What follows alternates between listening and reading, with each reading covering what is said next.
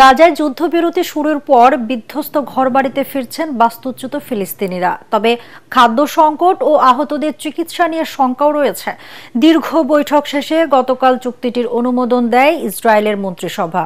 এরপর থেকেই গাজায় আনুষ্ঠানিকভাবে যুদ্ধবিরতি কার্যকর হয়েছে। আরও জানাচ্ছেন নিয়াজ জামান সজীব। এ যেন মুক্ত বাতাসে নিঃশ্বাস নেয়ার যাত্রা। নিজের আবাসভূমিতে ফিরে আসার আনন্দে দীর্ঘ পথ পায়ে হেঁটেও ক্লান্তি নেই ফিলিস্তিনিদের। শেষ সম্বলটুকু নিয়ে ঘরে ফিরছেন তারা।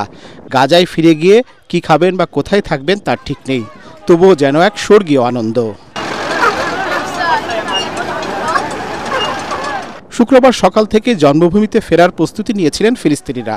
গতকাল দুপুর থেকে গাজায় যুদ্ধবিরতি আনুষ্ঠানিকভাবে শুরু হলে বাড়ির পথ ধরেন তারা। بيتنا اتدمر من سنتين يعني مبسوط اللي بدي ارجع على داري ان شاء الله الدول العربيه تطلع لنا وترجع تعمر غزه। হাজারো আহত ফিলিস্তিনি এখনো চিকিৎসা নিচ্ছেন।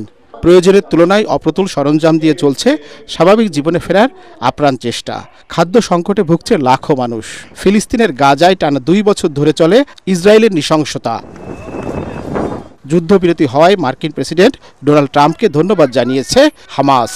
We hope that President Trump continue to interfere personally and to exercise the maximum pressure.